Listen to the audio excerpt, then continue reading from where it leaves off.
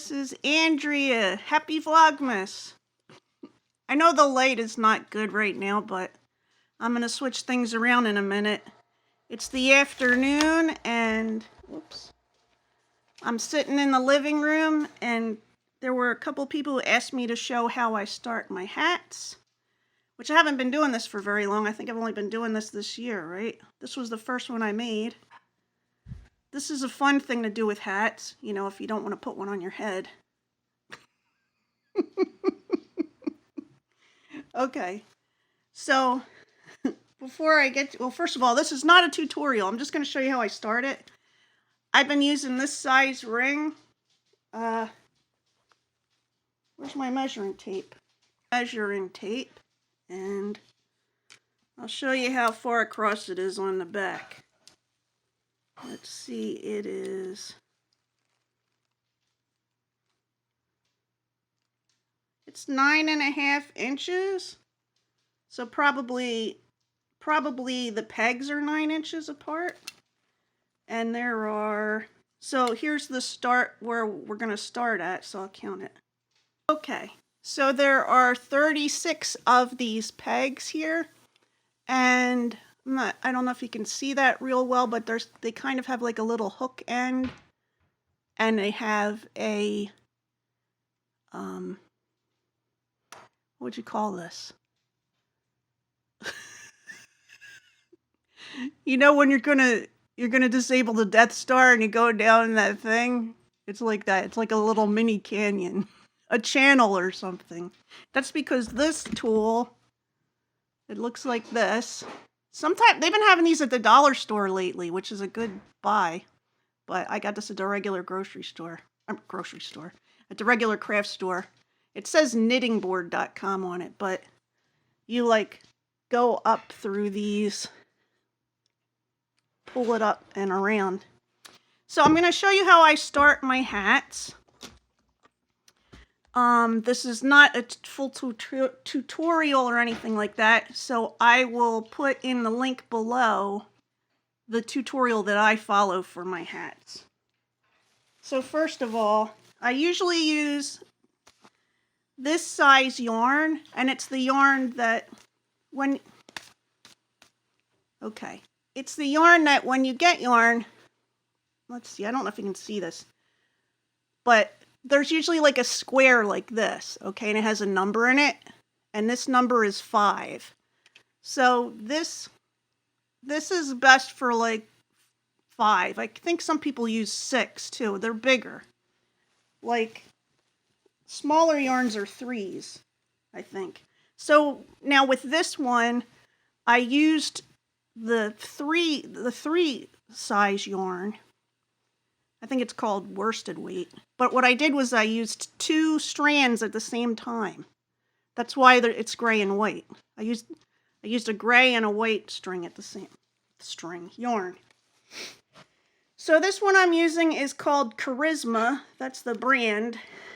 And the color is mulberry bush, if you're interested in it. It is a variegated yarn. And with yarns, you usually, the strings are poked into the side. Well, one will be out and you pull that, and then you pull the other side and you get the loose yarn. I don't know how to explain it. If I can't do it right, I just take the whole thing apart and do it. This is why a lot of knitters and crocheters will turn all of their yarn skein, you know, the thing they get like this, they'll turn it into a ball. So give me a minute to find the end. Okay, I moved out to the table so you can see this better. But I've got the end of my yarn. Oops. Do I have the end of the yarn? Where's the end? Where did it go? Okay, here it is. So, sorry you can see the leg of my tripod.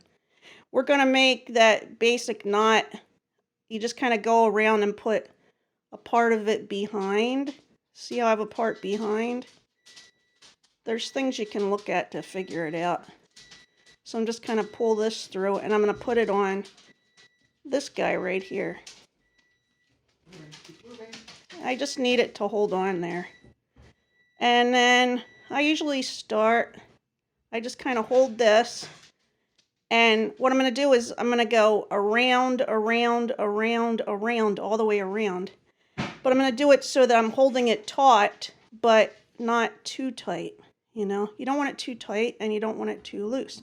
So what I usually do is I usually hold it towards me like a wheel kind of and just keep going around like this. It's so weird doing this on a camera. I have to tell you, well, first of all, I put my fingers behind it to make sure I can feel what the tension is like. Yeah, so I was born left-handed, so when I knit, or this is the only knitting I do, but when I crochet, my crocheting doesn't look like left-handed crocheting or right-handed. I hold the stuff in the right hand.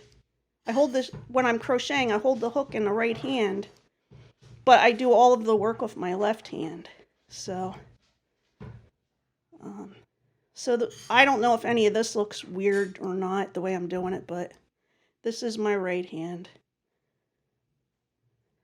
Yeah, I don't know. So you always want to be coming from the inside and loop around. So I'm just going to go around and finish the whole thing, and then I'll show you where I am.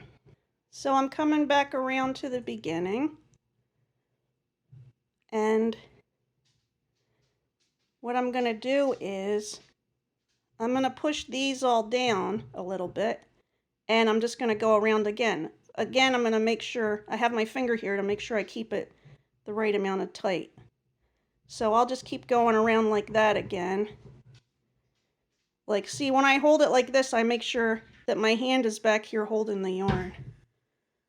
So I'm gonna push these down. I'm gonna keep going all the way around again, and then I'll show you where I am.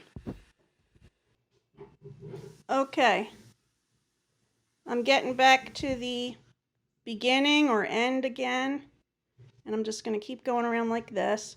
And now you see I'm back at the first one, so I'm just gonna hold this here. I'm just gonna kind of hold this with my hand.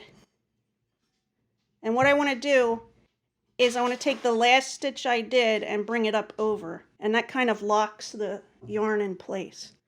So I get the hook, or whatever this is called, up under there. See how I got it under? And I'm going to pull it. It's going to be a little hard, so sometimes I just listen. I'm not saying this is easy for me. Ta-da! And I got that one over, okay? So then what I'm going to do is I'm going to go all the way the rest of the way around. I'm just going to keep doing that. It's easier after you do the first one. Oh my goodness. I know I'm not making it look easy, but I made it the amount of tight that I wanted. So what I usually do is I get a couple of these up like this, and then I go back and start pushing down the other ones, okay?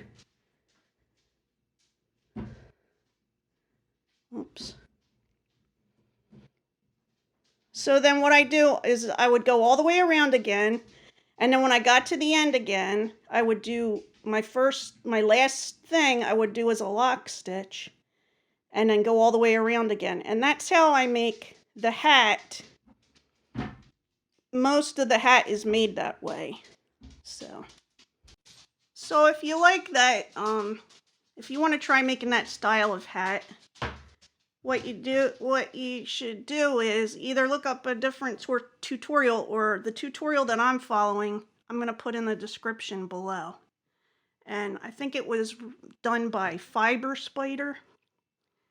So yeah, but I'll tell you, when I'm holding this in my lap, I just go like this and do it.